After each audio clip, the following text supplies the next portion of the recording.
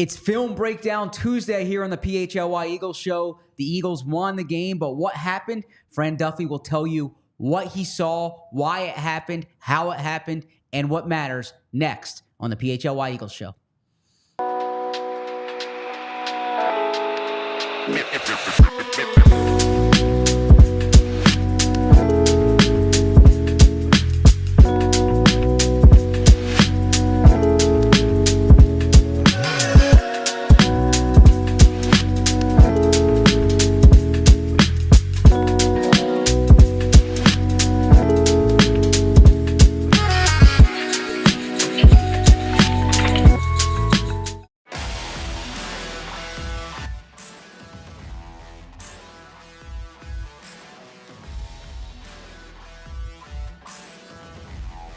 Good afternoon and welcome to the PHLY Eagles show presented by Bet365. Download the Bet365 app and use code PHLY365 when you sign up. Whatever the moment, it's never ordinary on Bet365. And this is not an ordinary show today. No. It's not ordinary because Bo Wolf is not in studio today. Zach Berman here with Fran Duffy. But I can tell you that Bo Wolf was in studio today, because I came here after coordinator press conferences. Fran came here after grinding the film, and I saw this and this behind me. And I'm grateful that it's here. I appreciate the sentiment behind it. Well deserved. I'm a bit uncomfortable with it. The reason that this was Bo's doing, Bo came in, good friend, good co-host, because I have a book out today. You might have heard us mention it once or twice or 3 times or 40 times over the past 6 months. The book is The Franchise, Philadelphia Eagles, A Curated History of the Birds. I will, look, I'm trying to promote it a bit, so I will mention the book from time to time here. But really, what Tuesdays are on this show during the season is just a chance to put a bow on what, no pun intended, right. To put a bow on what happened in the previous game, and as we transition into this week's game. So fortunately, Fran, you're feeling better. I like we always say, how are you? Yes. I'm careful because I don't want to ask you too much how you are, but how are you? Better than yesterday. Okay, Yesterday was a rough day, fighting off a little bit of a 24-hour stomach bug, but lost 5 pounds almost yesterday. So recovered, we're out of it, and we're on to better things. So that's the secret there, right? So Fran had a chance to review the film. And yes, we will get into that. And I see in the chat, I appreciate the congratulations about the book. Bo did tell me he wants me to talk about the book. I'll give you a reason to stick around until the end. Like I'll pepper you with questions throughout for sure. So I mentioned I was at the coordinators, and, yes, and we are going to ditch this, by the way, at some point during the show, because I want to see Fran. And right now, they were lower. They were like here when we first walked in. They were eye level for me, not for Fran, right? So I was at the coordinators, and many of the questions were about what happened. And in the Saints game, there's not as many questions about the Bucs game right now. But then I had a chance to see an article that is it up there? It is up. It's up there now on allphly.com, where Fran broke down the film. And the film of the defense is where we're going to start here, because it's not hyperbole to say that's one of the best defensive performances given the context in recent Eagles history. You know, the fact that the Saints entered the game top scoring offense in the NFL the first 2 games, and they were outstanding. The Eagles defense was outstanding. So let's start big picture, and then we'll narrow it down. We'll start with Vic Fangio. What did Vic Fangio do schematically that jumped off the screen? Well, it was kind of getting back into a time machine and going back to 2017, 2018. There was that big game where Vic Fangio was the defensive coordinator of the Bears. They go out to L.A. and play the Rams. Sean McVay, that offense is humming, the stretch zone with Todd Gurley, and they're taking the league by storm with the way that they were operating. And then Vic Fangio comes to town, and they do an outstanding job of shutting down that run game. And a big reason why was they were loading up the front. They were going with 5 and 6 man fronts, 5 and 6 guys on the line of scrimmage. And even if you go back to the Super Bowl where the Patriots beat the Rams in the Super Bowl, that was something that Bill Belichick did in that game, where they're going to put a bunch of guys up on the line of scrimmage. And what that does to a zone run game is, the zone run game really what it comes down to is timing and angles and being able to block guys up at the second level. Well, if you have 5 or 6 guys up on the line of scrimmage, if you have 5 or 6 guys on the line of scrimmage, balloons are flying in my face here.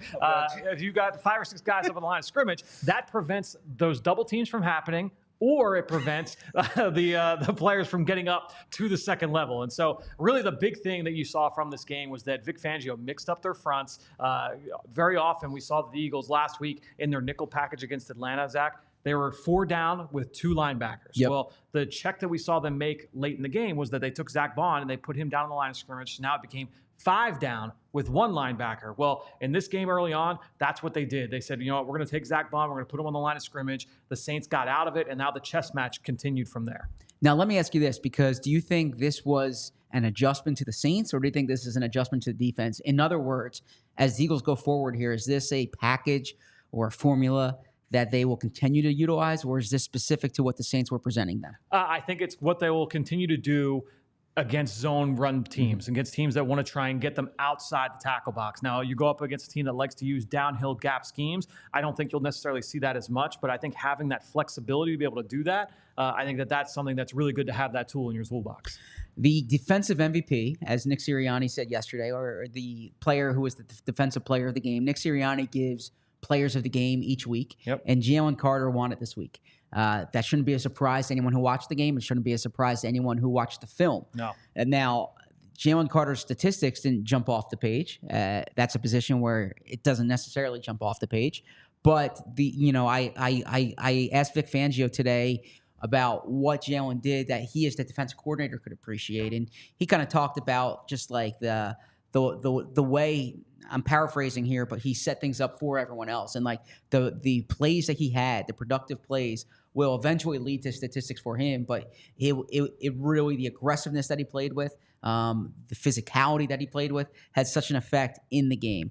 As you're watching this, what as someone who studies every game Jalen Carter's played since he came to the Eagles, what did you appreciate about the performance? I mean, the big thing was just his ability to create those disruptive plays, both against the run and against the pass. He led all defensive tackles in the NFL in run stops this week. His win rate as a pass rusher was one of the best at defensive tackle this week. So this is a guy that can impact the game in a lot of different ways, create those negative plays for the opposing offense. And that's what you're looking for from Carter, is to be that difference maker, to make those impact splash plays. Now, the thing is that they didn't show up in the stat. It wasn't like a bunch of sacks. He had a couple TFLs, but I think when you look at the way that he played, you felt him watching live on the broadcast. I'm sure you felt him live in the stadium, but even going back into the film, at every single play, it felt like there's 98, there's 98, there's 98. And if you're an Eagles fan, that's what you're hoping from him here in year number 2. I don't ask this because they're playing against Tampa Bay this weekend, but I thought the week 2 game, or week 3 game rather, in Tampa last year was the best I had seen Jalen Carter play. Was this better than that performance? Yes, for sure. I think this was his best game to date as a pro. I think with the way that he went from start to finish. Because remember, last year at that point, he was still not like a completely full-time player. He played almost every snap. Pretty sure he played 51 out of 58 snaps defensively. So he played almost the entire game. 88%. I mean, to do that over the course of that game, I think that was most impressive. Now, another guy who was on the field quite a bit in that game and is Brandon Graham. Now, I said we'll kind of casually mention it. There's a full chapter here on Brandon Graham in this book.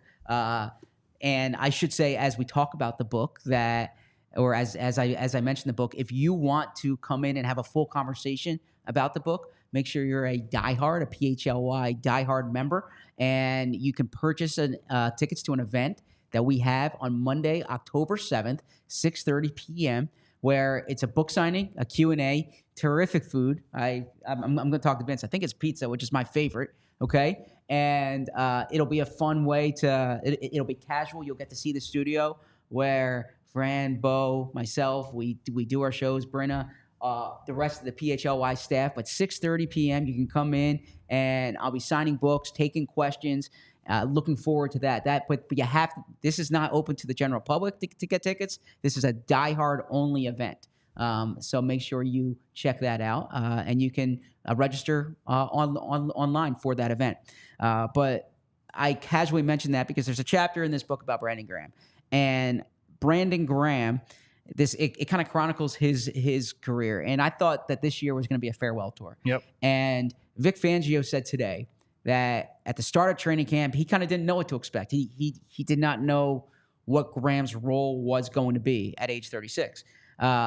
Midway through camp, he told Graham, this is not a retirement tour. Yeah. We saw week 1, Graham was playing more snaps than I anticipated, and we didn't know if it was just kind of the game situation. Week 2, not so much like that. You saw more Bryce Huff. Week 3, it's clear they went to Brandon Graham. Yep. You've seen Brandon Graham his entire career here. What jumped out on film about Brandon Graham's performance? You just what we've always come to expect from him, and that's the constant effort, that ability to win with his first step, and how it's not just about like first step speed around the corner. It's about first step getting in the opposing blocker's pads and driving him backwards.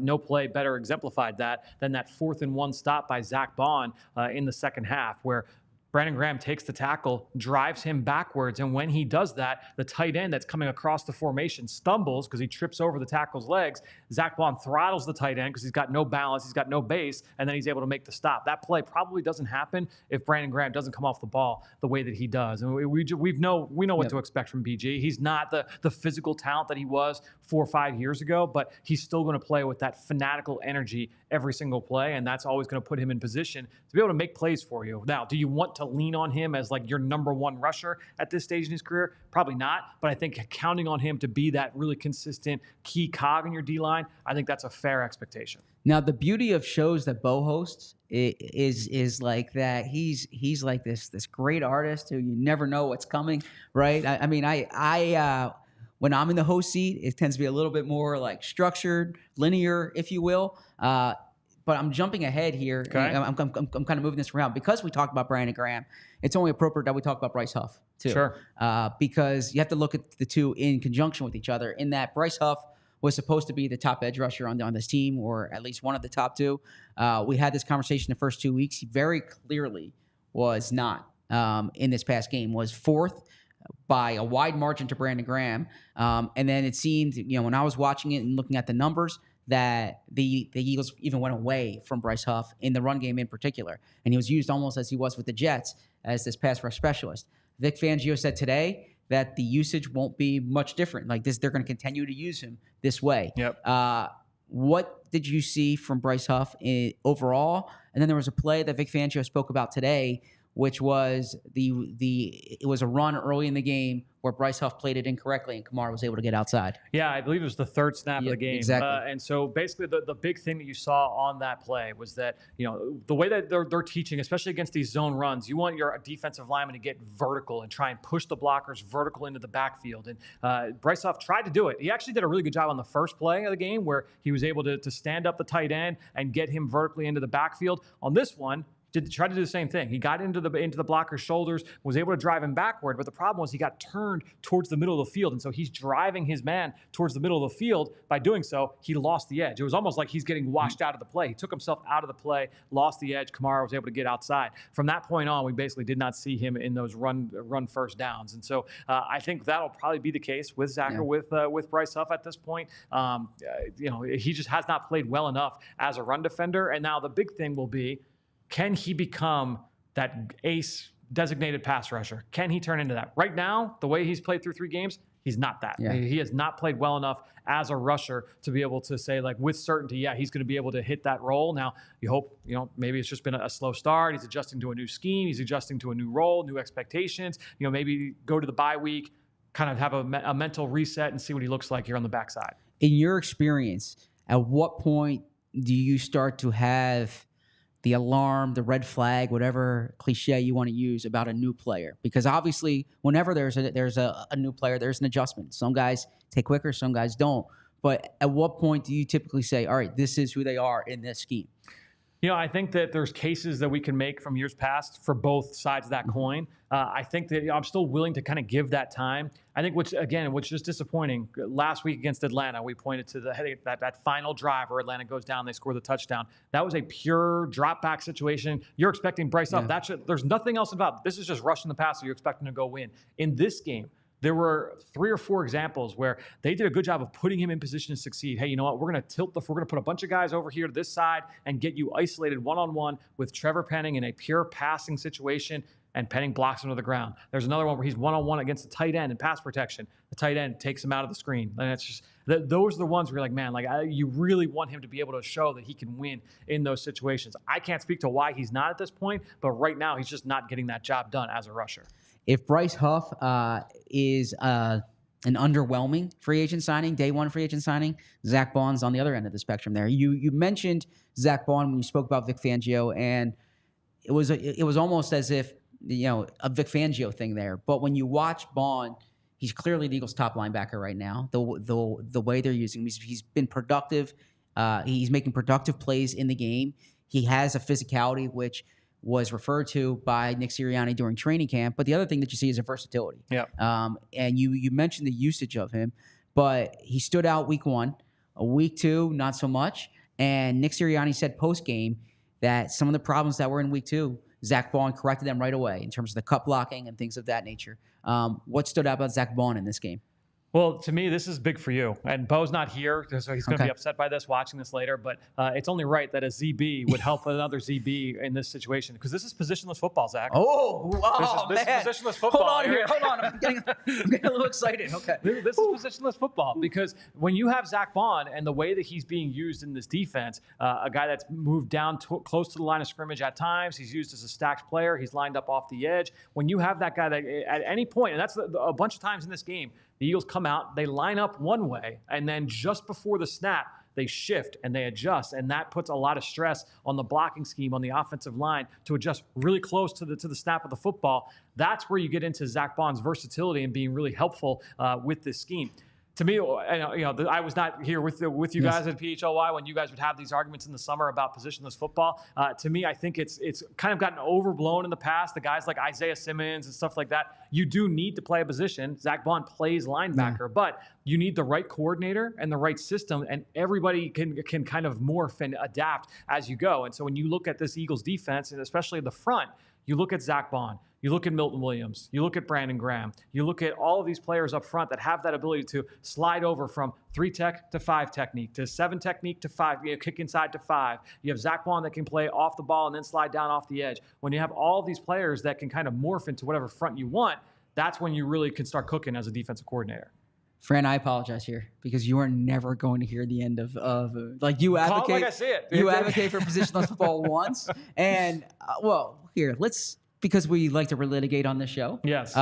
If you can settle this, when you hear positionless football, do you hear the way a Bo says it, which is the player literally doesn't have a position, or that the player can be multiple position and therefore he's not defined by a singular position? I would say I lean towards Bo's definition there. All right, that's what I mean. I think Bo's happy now. Okay. I think that in most cases, that is often the case. That's often the scenario where it's like, I just don't know what you do with this guy. And Isaiah Simmons was a great example where it's like, I kind of think he's just better playing safety because, at least like just have him go down and fly down and be a kamikaze player. I was a little worried about him coming out of Clemson for that reason. But I think the big thing that with what you see from these guys, what position are they? What position room do they go to during the week of practice? Without getting too far in the rabbit hole, it's probably an off-season conversation. But I think when you look at Zach Baun, his usage here, that's a perfect example. Kyle Van Noy with the Patriots, right? And that's why like Van Noy has left and gone to other spots and hasn't had the level of success. Then he goes back and he plays for Bill Belichick, and it's like, oh yeah, like that. This is exactly the player that he can be. Zach Baun is kind of has that same kind of usage here with this Vic Fangio defense. Yeah, I look at it almost like a Micah Parsons type player, you think of some safeties. Derwin James, who's used in different ways. That's kind of what I think about. I'm certainly not advocating for Isaiah Simmons right now, but you are right about the usage of Zach Baun. Now, when we talk about a safety who has a specific position, that is Reed Blankenship. Yep. And Reed Blankenship is, I don't want to say he's like a closer for the Eagles. Vic Fangio said today that the 2 interceptions that he's had this season are carbon. The term he used is carbon copies of each other. And he said he's in the right place. And he says what can't be underrated is he has good hands, which you need. Those were both good catches. But it's year 3 for Reed Blankenship, and we shouldn't be surprised by this now, by the instincts that he plays with.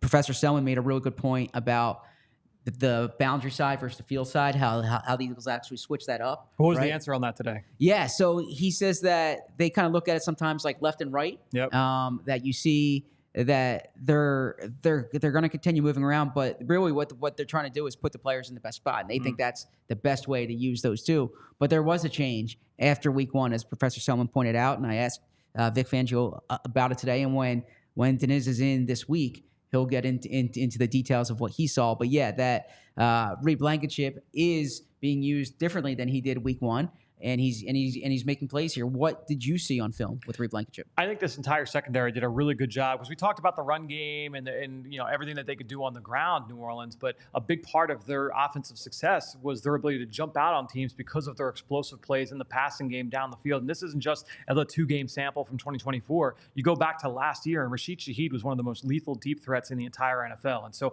being able to keep a lid on him, he was shut out in this football game. To be able to keep that explosive element away from the Saints offense, that was a big part of the Eagles' success in this one. And to me, that's a credit to not just Reed Blankenship, but that entire secondary. They did a good job of all playing within each other. And I think the big one, a good example, is a play that I put in the article that just went up this afternoon, where it was a great play, plug, allphly.com. That's right. So you go to allphly.com and you can check out my defensive breakdown.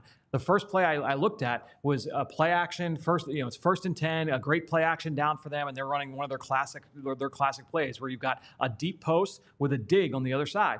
Well, Reed Blankenship, he's got run responsibilities on the play, so he checks to make sure that it's not a run, and then his eyes immediately go across the field to the dig route coming in his direction. Now, this was the Jordan Davis sack, so Jordan Davis is going to get home for the sack here. If Jordan Davis doesn't win, let's say that Derek Carr has time to be able to throw this ball, Reed Blankenship's there to either pick this one off, or he's going to level Chris Olave in the middle of the field. One of the two things was going to happen, because Blankenship was right there in lockstep. It was perfect eyes, great rep there from Reed. And so to me, that's a great example of what he brings to this Eagles defense. His eyes are almost always in the right place.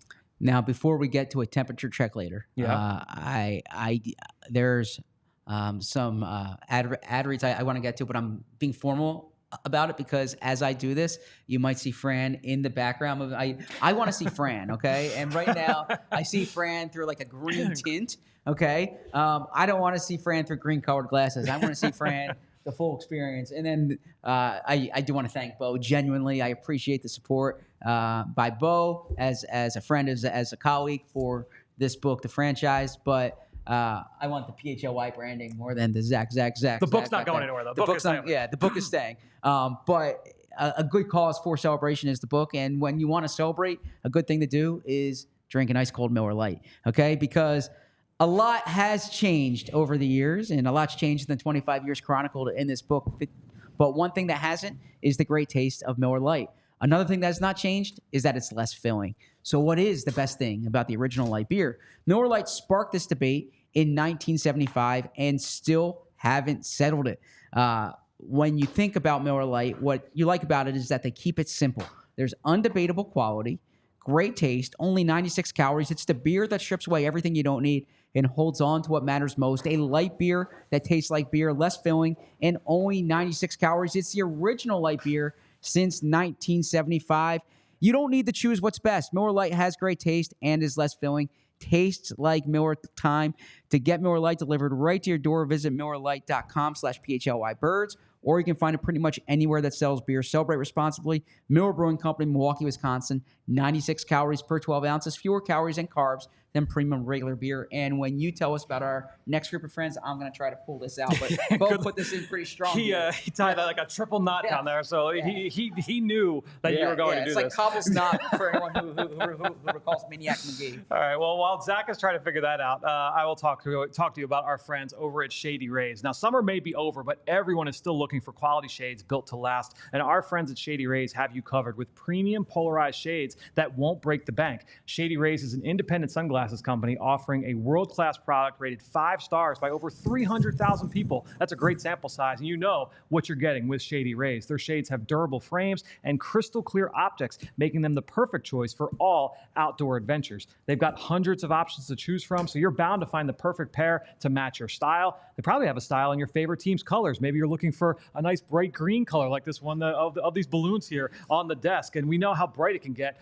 at the link for our Sunday 1 o'clock game. So if you need something to protect those eyes, you call Shady Rays and they will get you covered. Plus, if your shades ever go missing or take an unexpected hit, you don't have to worry about it. They have the most insane protection in all of eyewear. Every single pair you buy from Shady Rays is backed by lost or broken replacements. If you don't love your shades, exchange for a new pair or return worry-free within 30 days. There is no risk when you shop. Their team always has your back with personal and fast support. And exclusively for our listeners, Shady Rays is giving out their best deal of the season. Head to shadyrays.com and use PHLY for 35% off polarized sunglasses. Try for yourself the shades rated 5 stars, again, by over 300,000 people. I got to say, Bo's children must have shoes. Bo's children must have shoes that never come untied, okay? Because these, like, if he ties laces the way he ties balloons, we're going to be doing, Anthony's show tomorrow. They're not going anywhere. The PHLY flyer shows, that's in the studio today, right? I mean, they might be having flyers discussions with these balloons here. I try keeping a straight face if you were just pulling at these. So we're gonna roll with it, okay? We're gonna roll with it for the audio listeners. I have a big balloon hitting me in the head every time I turn around. I like to look people in the eyes. I can't look I can't look Fran in the eyes right now. But you know what? We're just gonna it makes for a good visual, and I imagine when Bo gives me his show notes later today, he's gonna have a lot on this. But we talked about the defense generally. We talked about them specifically. I do want to look forward a bit in terms of the Ace Hardware temperature check, because what we do each week is we take a look at which Eagle is heating up or cooling off with our Ace Hardware temperature check. Visit Ace Hardware Home Services online at www.acehardwarehomeservices.com to get started on your next project. We mentioned Jalen Carter, but it's worth going back to this here, because when we spoke about Jalen Carter at the beginning of the year, the conversation was he needs to be the best player on this team, or the best player on this defense, rather. It gets kind of built around him. He's stepping in for Fletcher Cox. Speaking to Jalen Carter in the locker room after the game, he said that, well, he said last week his play's trash. He thought his play was trash the other day. He might have just been saying that. But he says he has expectations of being like the best defensive player in football, an all-pro, a Hall of Famer. He made a reference to Khalil Mack getting 6 sacks, right?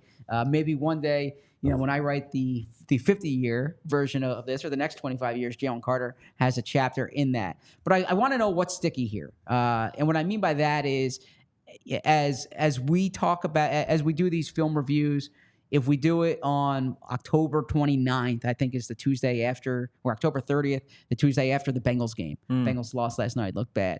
I mean, is this level of play with Jalen Carter, if we keep going, if we do it after the Baltimore game in December, are we still going to be talking about this? So obviously the temperature's hot, but is the temperature going to stay hot for Jalen Carter? Yeah, I mean, you got to hope so if you're the Eagles, clearly, and I think he's got that ability. I think it's funny. There was I don't want to say a lot made, but there was a decent amount made of him at the end of the game, on the sideline, and him being held back by Big Dom and by Clint Hurd and Nick Sirianni. And Chris Long said on their podcast this week, I thought it was a good point. He said, look, if that's the mindset that Jalen Carter needs to get into in order to play the way that he played, you got to let that go, and you have to let that flourish. That's up to the vets to kind of keep him reined in, but you got to let him kind of be that way if that's what allows him to kind of turn that switch to become that level of player. Clearly, he came out ready to go. I mean, you saw it from the opening drive, and it wasn't just Carter, but the way that whole defensive front flew off the football early in this football game, you knew that they were ready to play. Look, Carter's got the ability. It's going to be about the consistency. And in this game, again, playing 88% of the snaps, you saw that consistent dominance, and that's what you're hoping for moving forward. At this time last week, we spoke about how the Falcons had Chris Lindstrom on him one-on-one. Yeah. That Saints interior offensive line struggled in this game. Ruiz struggled. They lost their center earlier in the game, McCoy. They were moving some things around there.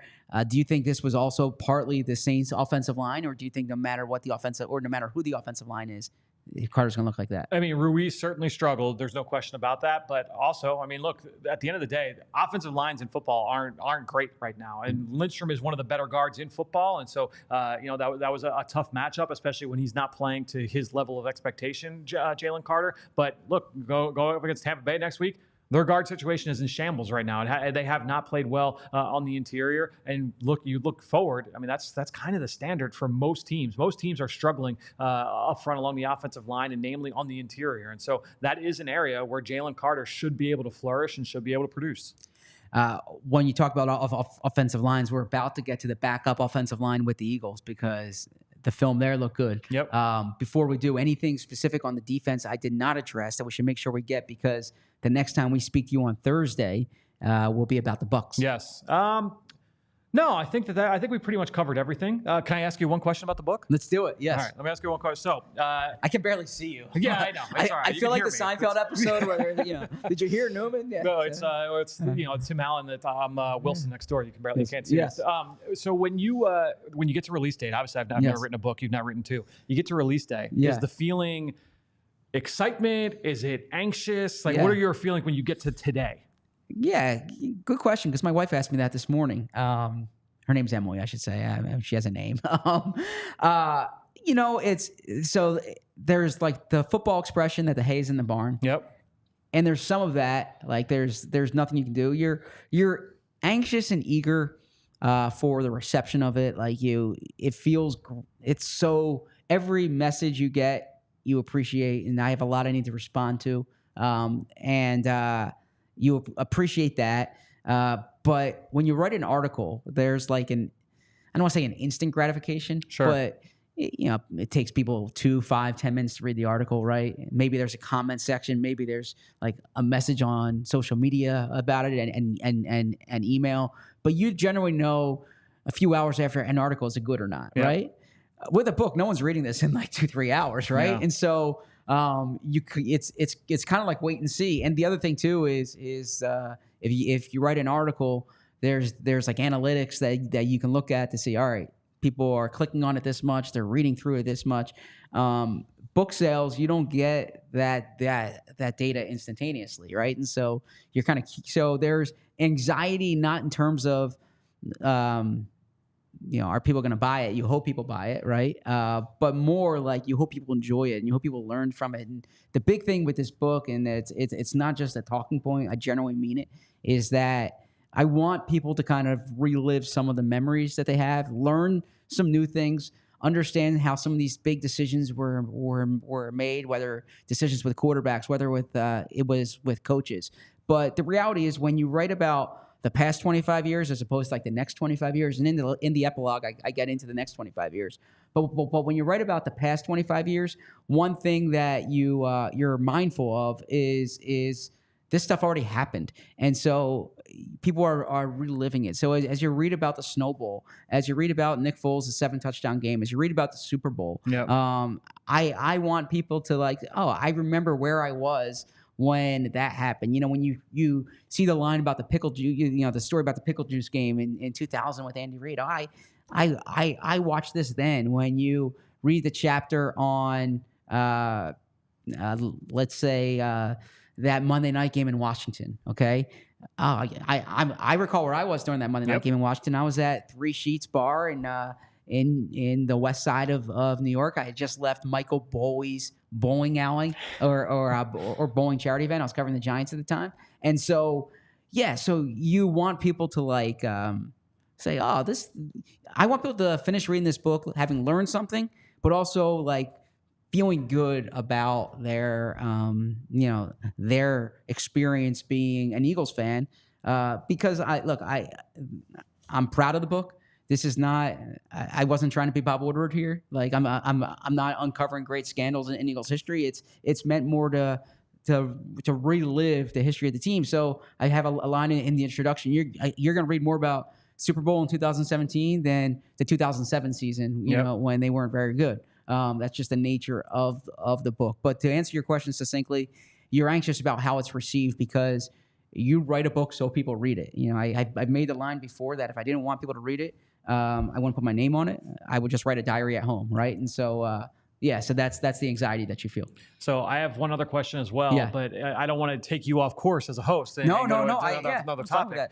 So the one question I had, I was on a podcast a couple weeks ago, scouting the league with Roderick David and with Neil Stratton, and they were asking about the Eagles organization and philosophies and things like that, and they asked about pass catchers versus offensive line on the offense. Like, what do they prioritize? And clearly, to me, the line of scrimmage, right? Yes. Offensive line, they're always going to build inside out.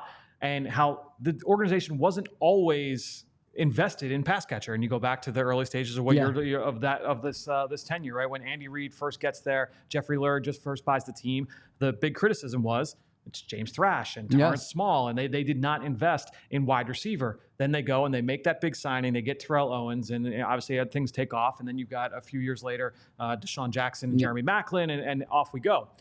Do you think, is there a chance that this Saquon Barkley signing and the success that they've had here, could that promote something else like that for, because Saquon's probably not going to be here for the second contract, right? They're not going to give him. He's not going to be here for the third year. No, that's what I mean. Like, you're probably not getting to that point. But do they see, hey, you know what? With all that we've invested in this offensive line, we've got Jeff Stoutland, who is a plus as a coordinator and an offensive line coach. And then you've got this offensive line that we put all these resources into. When we then raise the ceiling with an A+ talent at running back, look what this team can be.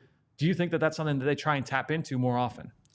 Good question. And my quick answer to that is no. And the reason I say that is because I think there's going to be two things. I think there's going to be a market correction to running backs. I think the Eagles are ahead of this year. And look, the numbers back this up. The salaries for running backs have not corresponded with the rise in the cap. And so I think you'll see high-level running backs get paid. But I think that the Eagles will shift more toward the draft with running backs. And there was a period of time where they wanted to do it and the picks just didn't align. There have been backs that they've been interested in. But I think that they're more likely to go with the strategy that they've used the past 3 years, which is, Miles Sanders was a second-round pick. They traded for Swift at the end of his rookie deal. I think that they'll see like the cheap supply of talented young running backs and go in that direction. And by the way, like you look at the Jets right now, Breece Hall is a high-level back. They draft Braylon Allen. He's a good back. You see the 49ers. Christian McCaffrey is the best running back in the NFL. Saquon's up there, but he's gone. They're getting good production from Jordan Mason. And the key there is the Eagles will always be built along the line of scrimmage, like you mentioned. So I think that this is more an anomaly. I think they're going to value the running back. I don't think they're going to pay the running back. Yeah, I think it's going to be fascinating to watch just because of what we've seen from Saquon through 3 weeks of elevating the ceiling of this run game and then also of the offense. With what he was able to do with that 65-yard touchdown run and basically just take this offense when they were down at their lowest. You lose Devontae Smith for him to make that play. Obviously, a game-changing play there. While we talk about Saquon, I just want to mention that on allphly.com, when you go to our shop, okay, we got some great shirts, including a new Saquon Barkley themed shirt, Road to Victory. You see that, and it's a map of Pennsylvania from State College to Philadelphia. Really well-designed shirt by our team here at ALLCITY. You see the 26. In the Penn State jersey, in the Eagles jersey, and you can get that. That's a new release shirt on allphly.com. It's a good buy right there. Yes. I just saw Anthony walk by. Anthony doesn't realize what's going on here with the balloons. Anthony's not watching right now, but little does he know they'll be here tomorrow morning. I want Anthony to know these balloons were not my idea, and I apologize to Anthony and the VG and the JP if these are here tomorrow morning. I imagine there's going to be scissors at one point cutting these off, and they'll be flying up. I'm sorry to hit the mic. They're going to be flying up there. Before we get to the next break, I just want to sneak in Saquon while we're on the subject here. You watched the film of Saquon. You saw the touchdown run. I thought it was a well-designed play by Kellen Moore, but you saw what makes Saquon special on that play too. I don't want to speak for you. I haven't read your offensive notes yet. What jumped out? I mean, certainly the burst in the open field was outstanding. His ability, once he gets up to the second, third level, some backs, when they get up to that point of the field, they're looking for who's the guy that I have to make miss, right? And so they're almost running to contact as opposed to running to daylight. And Saquon in that situation, he's looking for green grass, and he goes and he runs away from everybody on the field. So that was big time. You talked about the play design. typically out of the shotgun. So remember, he's lined up to Jalen Hurts' left before the snap. And if you were going to run inside zone, typically that's going to be a run to the right. He's to the left, so he's going to carry, and the flow is going to carry him off to the right. The Eagles have run a changeup every once in a while where they do what is called same side inside zone, where basically Jalen turns around and it's a full extension to hand the ball off, and the zone actually goes to the left. And so that's just a kind of way to throw off your tendencies when you're lined up in the shotgun. So well designed there, good timed play call there from Kellen Moore. The other part of that, and Greg Olsen did a great job of breaking this down in the broadcast, was that the blocking up front from Jordan Mailata and from Landon Dickerson was outstanding, because New Orleans, they're running a run stunt there where you've got guys slanting inside, you've got a linebacker scraping over the top. Those guys have to pick that up on the fly, which is very difficult for a zone blocking offensive line to be able to handle those moving pieces after the snap of the ball. And so Mailata, Dickerson, they were flawless on that play. And then obviously Saquon does the rest there. So that was a well-timed play call, really well designed, really well executed by everybody involved. I want to interject here with a quick bit of breaking news. Roster transactions for the Eagles as we expected. The Eagles signed Jack Stoll to the active roster, so there is your tight end. There is your tight end 3. It won't be E.J. Jenkins anymore in elevations. It won't be. It's Jack Stoll on the 53, so the same tight ends as last time. Britton Covey was placed on IR as we expected, and then John Ross was added to the practice squad. So the Eagles bringing a veteran to the practice squad. I'm slightly surprised that Paris Campbell was not signed to the 53. They have one more week. I thought there'd be one more week of a Jack Stoll practice squad elevation. I thought they'd get Campbell on the 53 in that Covey spot, but it certainly sounds like, talking to the Eagles, that they're expecting Campbell to be part of the rotation this week. Here's why I'm not surprised by the Jack Stoll thing. Calcaterra as your second blocker, it's not working out great right now. He's had a couple of moments that have been good, but more often than not, it has not worked in his favor as a blocker. And so getting Stoll back on the field on a permanent basis, they probably just didn't want to mess with that anymore. So you know what, let's just get him on the 53. Understanding, yes, they did have another week of elevation available, but since that 53 spot was available, you might as well just take that shot now. That's the type of film insight we're going to get on the offense in about 2 minutes, because before we do, I want to tell everyone about Game Time. If you were like me and you saw the Phillies clinch the NL East last night and you said, all right, how am I going to get playoff tickets? It's a good question. And the best place to turn will be Game Time, because at Game Time, they have this new feature that I love. It's called Game Time Picks, and it makes getting tickets for your favorite events, live events, I should say, even easier. With Game Time Picks, it filters out the fluff to show you only incredible deals on great seats, so you don't have to waste time searching through thousands of tickets. I mentioned the Phillies in the postseason, but you know what? Sixers are coming up. I just saw Derek Bodner walk by. I'm excited for Sixer season. My son last night asked me about the Flyers season coming up. I'm watching the PHL Flyers show regularly to learn more about the newcomers there. I'm going to get my Flyers tickets. And the place where I turn for my tickets is Game Time, because they've curated deals that make it easier to find the best price on great seats. They have the super deal. They have the seat view before you buy, and the lowest price guarantee with event cancellation protection and job protection. So I mentioned those. If you don't know what it is, the lowest price guarantee, Game Time will credit you 110% of the difference if it's not the lowest price. Game Time ticket coverage, your purchase is covered with the most flexible customer service policy in the ticketing industry. And then my favorite feature is the all-in pricing, toggling. This feature shows the total upfront with no surprise fees at checkout. And when you do that, you want to do it with Game Time Picks. It's a curation that makes it easier to save more on sports, concerts, comedy, theater, and more. Take the guesswork out of buying tickets with Game Time. Download the Game Time app, create an account, and use code PHLY for $20 off your first purchase. Terms apply. Again, create an account and redeem code PHLY for $20 off. Download Game Time today. What time is it? Game time. Well, if you live in Philly, then you are well aware of Glatt Hair Restoration, and the Morgenstern Center for Orbital and Facial Plastic Surgery recently welcomed the Glatt Group to the practice, creating an invaluable opportunity to leverage Dr. Glatt's high-caliber brand equity and begin an exciting chapter in Dr. Morgenstern's highly respected legacy. Dr. Morgenstern is a nationally recognized specialist and among the few surgeons in the country who is trained in oculofacial plastic surgery, facial cosmetic surgery, and general trauma surgery, and and ophthalmology.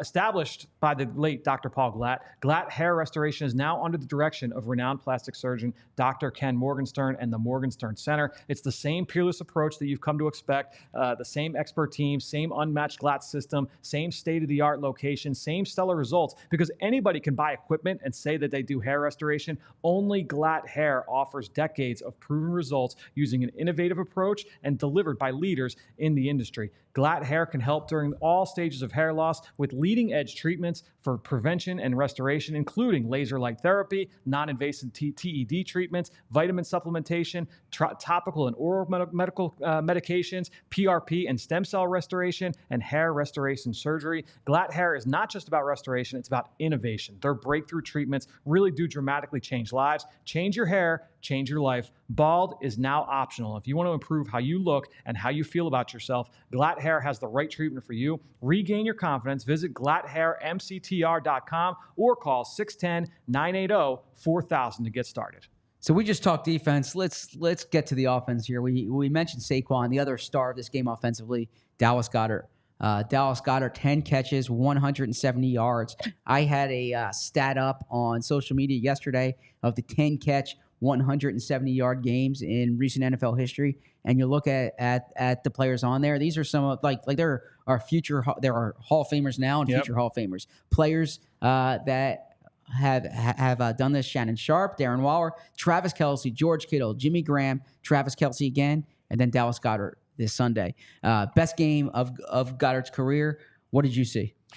I saw them making him a focal point of the pass game and just creating plays that were where he is the primary read. And some of them were screens. We saw a couple of screens designed to go to Dallas Goedert, some where he's lined up as a tight end, others where he's lined up as a receiver. We saw the classic RPO slide route where he's running to the flat. That was a bread and butter play for them in 2022 and 2023, even going back to 2021. That's been one of their go-to plays. But it wasn't just in the short stuff. It was the intermediate and vertical throws as well. That big one early on in the football game, it was the downfield throw. And this was kind of one of the copycat plays in the league last year, Zach, where I'm trying to, without having the visual, it's not easy to explain, but basically where the quarterback rolls out and everything is flowing in one direction, and typically the tight end or the receiver is going towards that way, and he's running the intermediate crossing route, except then he puts his foot in the ground and breaks back the other way. So it's kind of like a throwback play where it's going to go against the grain of the defense and go the other way.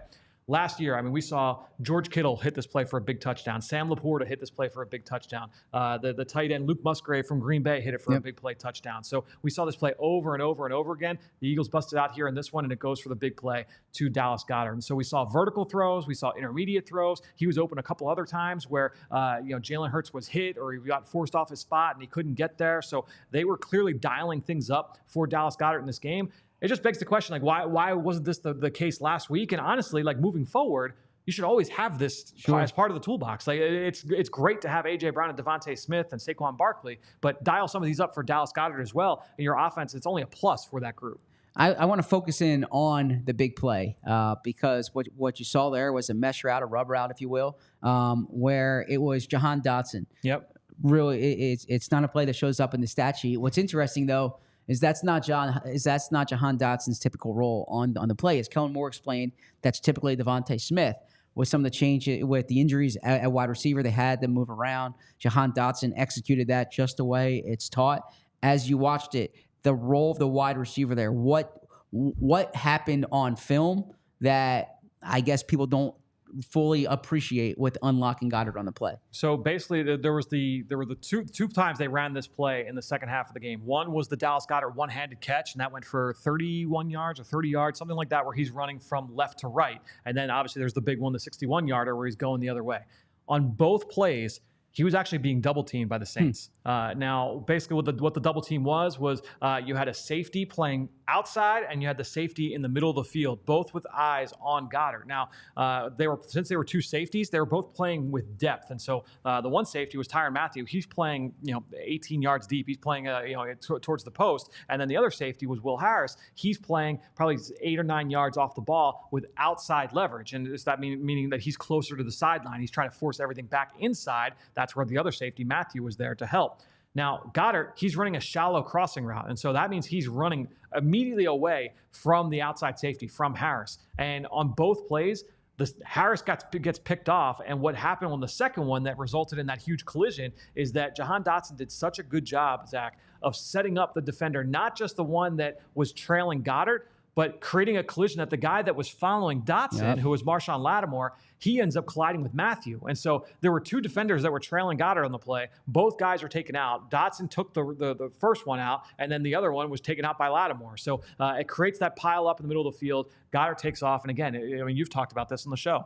That yak element of Dallas Goedert's game, that's what makes him special. That's what sets him apart from other tight ends in football. Not a lot of guys at that position have the ability to create yardage with the ball in their hands the way that Dallas Goedert can. Yeah, and the Saints said after the game they knew the ball was going to Goedert. You mentioned the double team there. So for him to be freed up like that, there's a lot that goes into that play. Jahan Dotson was an injury replacement who helped out in a big way here. The other ones, of course, on the offensive line. Fred Johnson at right tackle, Tyler Steen at right guard. Fred Johnson received a lot of credit or a lot of attention, I should say, after the way he played. We've all seen how the Eagles have discombobulated in the past when Lane Johnson has been out of the lineup. Fred Johnson, someone who Nick Sirianni pinpointed during the preseason. I remember after the Patriots preseason game, he said Fred Johnson, someone who really stood out. In my notes at the end of the week, I'm going to get into, I spoke to Jeff Stoutland last week, and Jeff Stoutland really talked about what he's done behind the scenes with Fred Johnson. So you can find that on all PHLY on Friday. But I also thought when I watched the game back that Steen played well too. Those two guys in particular, what jumped out? So I would say Steen played better than Johnson overall.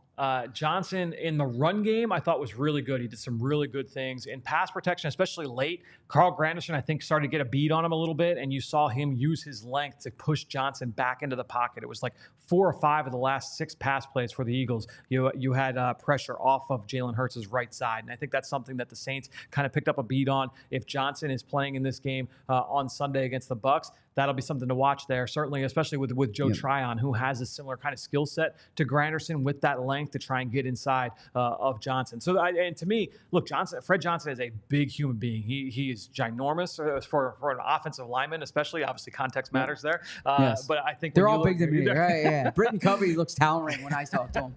But Fred Johnson, he's when he's got an issue with dropping his anchor, it's more technique based. A couple of those times he's turned to the sideline, and oftentimes if you're an offensive tackle and you get your shoulders turned to the sideline, so you're parallel to the bench, well, now you've got an inability to be able to drop your weight against a bull rusher because now you don't have that base. And so a couple times that happened to him. He's just got some things to clean up there. He's not the most athletic, but I thought he did a really good job. And then in the run game, I mean, he's got the ability to move people. It's the same thing we talk about with Mekhi Becton. When you have a guy that's that big and that long and he can get into defenders and just run his feet, he did some really good things. I thought that he and Steen did some good things as well. Passing stunts off and just the communication and the feel between those two. That's impressive considering that it was 2 backups having to come into the game and work on short notice. Yeah, and to that point, we always talk about how the backups need to be versatile, need to play both sides, but the bulk of Fred Johnson's work during training camps on the left side, right? I'm not at practice this time of year. I'm only at the beginning portion of practice. But I imagine on scout team, he's spending most of his time at left tackle. Tyler Steen spends most of his time at right guard. You talk about the lack of familiarity. These are 2 backups going in. They don't have that chemistry with each other. I thought the way they played off each other went well. I don't want to put you on the spot too much with this question, but I don't think there's anything that I saw as well as Steen played that would make me reconsider Mekhi Becton as the right guard.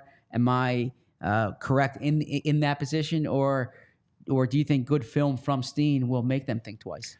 Yeah, I think that ultimately where that decision is going to come down to at this point is just how they feel from like the chemistry standpoint and like the mental side of the game. A lot of the stuff that we aren't privy to, right? And, how are guys in the classroom? And I'm not saying that Tyler Steen is not good or that Mekhi Becton is way better than them in those areas, but because ultimately what you come down to with both guys, I think Tyler Steen gives you a little bit more in pass protection. He's not as powerful on contact as Becton. Becton is a mauler in the run game and gets movement consistently. In this game before he got hurt, you saw some great double teams from he and Lane Johnson. He gives you more there. Whereas with Steen, you don't get quite that like Mauler mentality at the point of attack. I do think Becton is probably a little bit more physical overall. And so I think there's just some give and take there. But I think Steen, he performed well. I thought that he had a good game overall. Again, I talked about the communication, some passing things off. He had a couple mental errors. There was one play early on, one of his first few plays, where it looked like he stepped the wrong way on a run play and gave up some early penetration. But, outside of that, I thought he had a pretty good game overall. I'm going to make a confession here, and because I believe in full disclosure and not taking credit for something that's not yours. Some of you, and this is also a plug, A, for Fran, who I think does this better than anyone in this market, and B, for the post-game show, okay? So there's some sickos out there who watch every press conference. Hopefully so, yep. Not just for the answers, but they want to hear the questions. And I asked Nick a question yesterday about the interception that Jalen Hurts threw. And it was a two-part question, which you don't typically do, but to give you behind the scenes, I only get one question during the Monday teleconference, so I had to pair these. And Nick took responsibility for the interception, which he generally takes responsibility for everything, but when he specifically takes responsibility for play, I'm always curious why. And then the second part of my question was the route concept there. How comparable was it to the touchdown that Devontae Smith scored a week earlier? And the reason I ask that is because when I was listening back to the postgame show, Fran identified that on the spot. So Nick says to me, "Good eye, Zach. It's close. That's a good eye by you, right?" And I got to say, look, one football guy to another, I appreciate it, Nick, but the credit really goes to Fran Duffy there. You identified that right away. And this is a segue for the interception there. I want to know from both sides of it. Jalen Hurts' throw, Devontae Smith as the receiver, and then let's add the third side, which is the coaching staff with the play design and the play call. What did you see on film when you watched it back? So I thought the throw was fine. I'm going to break that play down when we do the offensive breakdown. That'll be an article that'll drop tomorrow afternoon, would be my guess, on allphly.com. But I thought the throw from Jalen was fine. The decision was fine. With Jalen's role in that play, all right, he's going to drop back, and as soon as he hits as he's going through his drop, he's got to stare at the safety on the left side because he has to hold that safety there. That's the guy who should be able to pick off Devontae Smith. And when you go back, and if you watch the breakdown I did of Smith's touchdown against Atlanta, he did the same thing. He's got his eyes on the left safety because he needs to hold him in the middle of the field. He doesn't want that safety to drift and step in front of Devontae. So it's Jalen's job to beat the left safety. It's Devontae's job to beat the right safety. Now, Nick said in that answer that the leverage was a little bit different with those two safeties, and I'll break down the changes there, the differences in what Devontae saw. But essentially, it looked like that Tyrann Mathieu was playing with a little bit tighter inside leverage, meaning that because basically what you're trying to do as a route runner, it's your job to get a defender off his spot to create separation. So if he's playing inside, and you want to go inside, you have to do what you can to get him to go outside. So you got to either sell really hard that you're going to go outside, or you have to saw the route off. You've got to flatten it out. And so it sounds like that's what Nick wanted Devontae to do there, is to kind of flatten that route off, to basically cut off Mathieu and not let him come back to that ball. But to me, like that's Jalen. That's not a throw where Jalen he can't throw that. He's got to throw it right away. When you're in the red zone, things happen fast. And so if Jalen looks and says, "Oh, looks like Matthew's there," play's dead, and then we're killing him for, why didn't he throw it? Now he's rolling around, and it's scramble drill. That's a trusted throw from Jalen Hurts. He's got to hit the top of his drop and pull the trigger. So I thought, to me, that's not on Jalen at all in that scenario. And now speaking about Jalen, I did not watch the All-22 back. I watched the TV copy back. And a point that Greg Olsen made, and I think Greg Olsen's outstanding. By the way, Tom Brady's on the call this weekend. Yes. I'm looking forward to listening to that. Have you taken in a Brady game yet? Yes, not he hasn't done any of those games, but I watched the Browns-Cowboys game week 1. Got it. I wasn't overwhelmed by him, but look, my third show was better than my first. My 30th show is hopefully better than my third. So I'm looking forward to his fourth game. Yeah. So Greg Olsen made the point, and I imagine this came from the production meeting, that the Saints' plan was to flush Jalen Hurts to his left. And I bring that up because he had the stats down of like what the Jalen Hurts turnovers to the left, the Jalen Hurts stats, the completion percentage to the left. It was very clear that the Saints thought Jalen Hurts needed to get to his left in order to be ineffective. I asked Kellen Moore about this today. Kellen Moore pinpointed 3 plays that Hurts made to his left and said Jalen's doing a good job there. I know we didn't prep for this question, but what did you see when Jalen went to his left? Because that was something that the Saints were trying to do. Yeah, and it's funny because last week I feel like Jalen caught a lot of flack for only rolling to his right, and that's where he wanted to go. And in this game, we saw him making those plays to his left. The one that stands out on my mind is the completion of Devontae Smith. I want to say it was third down, scramble drill, and Devontae did a great job. He was in sync with Jalen. He was in lockstep, found a soft spot in the coverage, and was able to kind of settle and make himself available to Jalen. So I think you're making that play to your left.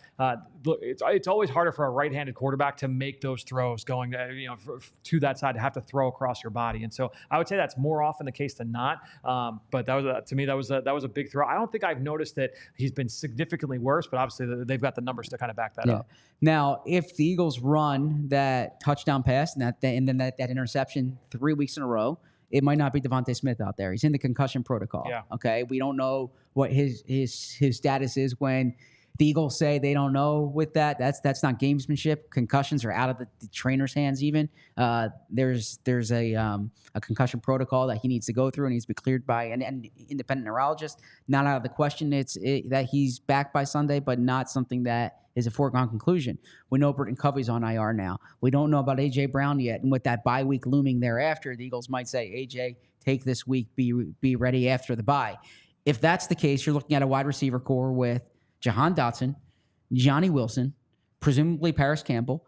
Then, we'll see what else is there, right? John Ross. Yeah, right. Maybe John Ross. Like this is a big question going into this week.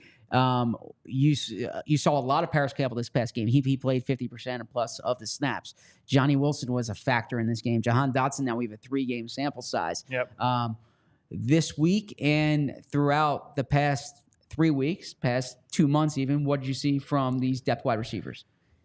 Well, I think we've seen up and down from all of them. With Johnny Wilson, obviously he made that great play on third down where he shook off a tackle and was able to pick up the first. That was big for him. But then late in the game, there was the back shoulder throw that Jalen put it on the money, put it right on his hands, and it just goes right through. And that's been an issue for Johnny Wilson going back to Florida State, was just the consistency at the catch point. He's got that ability to be that above the rim receiver that can come down with those balls, but just doesn't do it at high of a rate as what you would expect from a guy with that skill set. So, I think we've seen some good, we've seen some bad.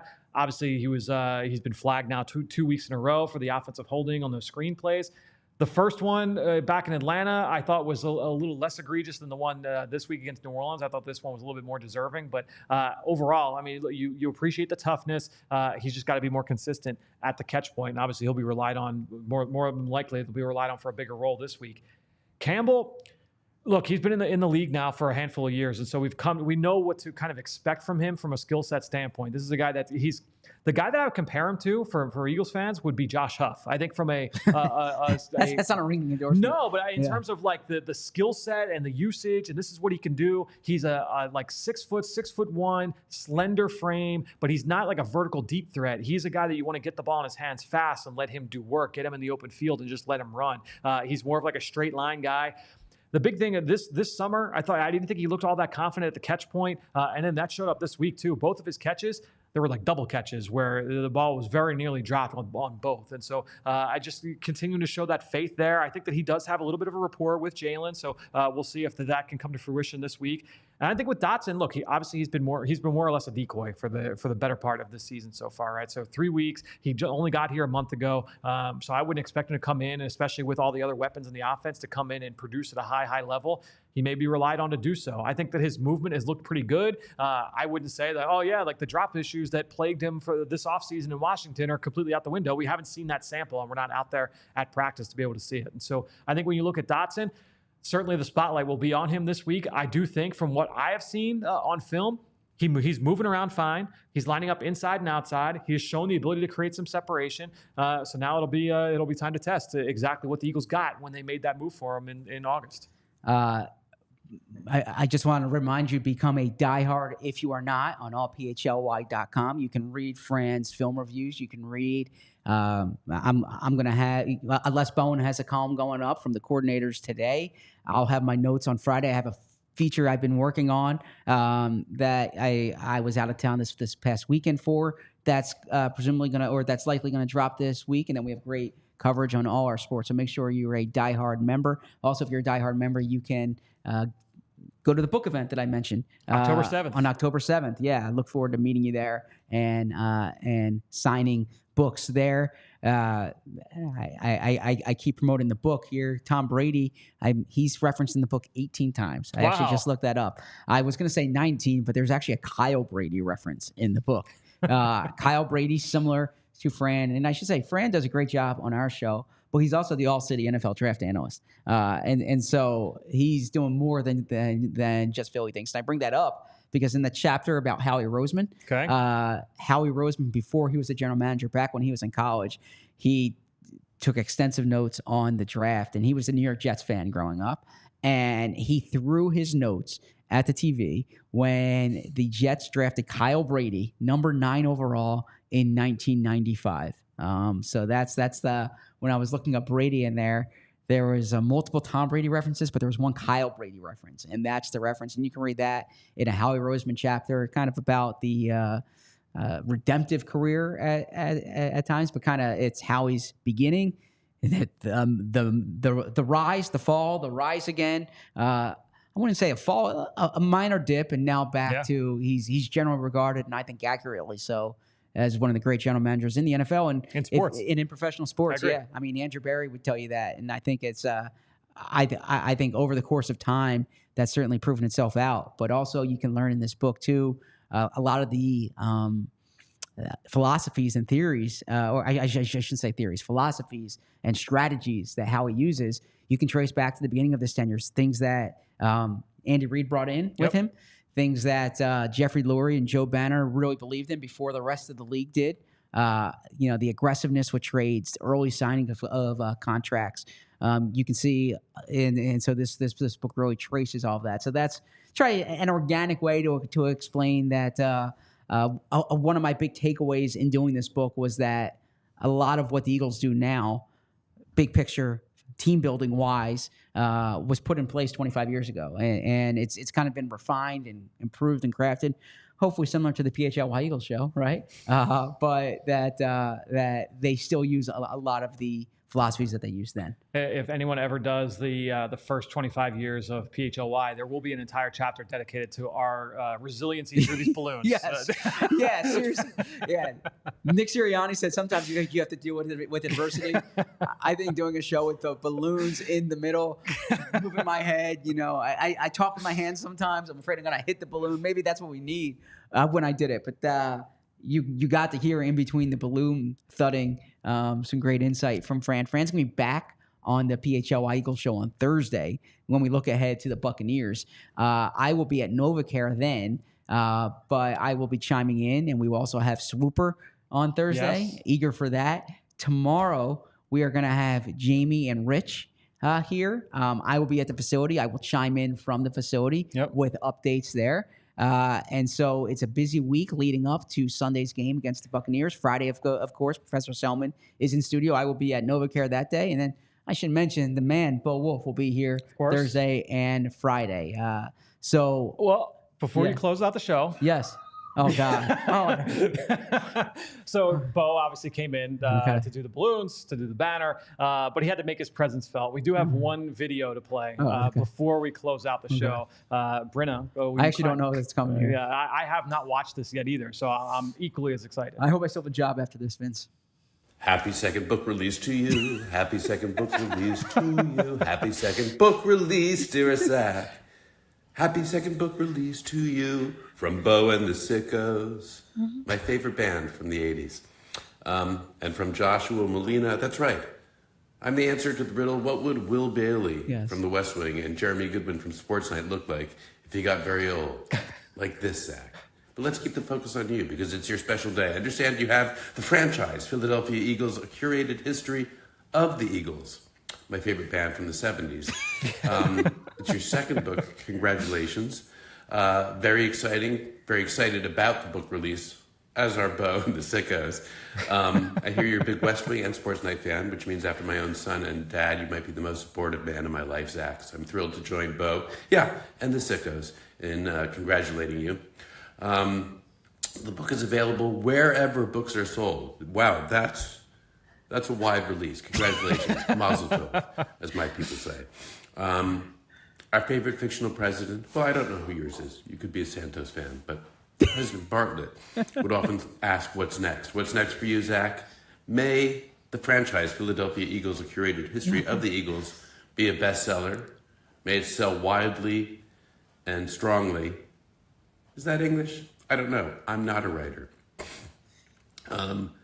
May the coming year be filled with professional success, personal success, prosperity, health, good times, adventure, romance, Zach, if you're looking for it. Everything that Bo and the Sickos assure me you deserve, and I have no reason to question them. For Bo and all the Sickos have always been very honest with me. Zach, I congratulate you. I wish you nothing but good things.